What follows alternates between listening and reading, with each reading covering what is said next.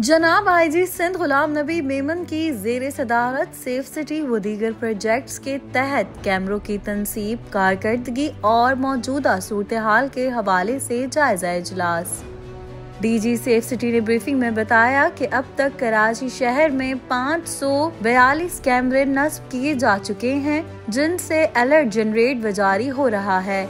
कैमरों के साथ 12 इमरजेंसी रिस्पांस व्हीकल्स और 300 के करीब पुलिस एहलकार भी तैनात कर दिए गए हैं। अलर्ट्स के नतीजे में जाली नंबर प्लेट्स और चोरीशुदा गाड़ियों के खिलाफ कार्रवाई की जा रही है।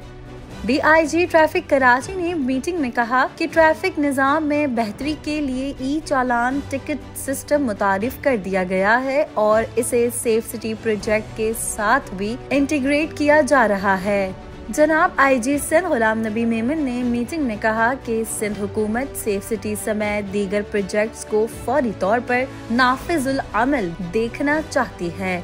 सेफ सिटी कैमरों के साथ तैनात इमरजेंसी रिस्पांस व्हीकल में मोटरसाइकिलों के साथ अमला भी तैनात किया जाए।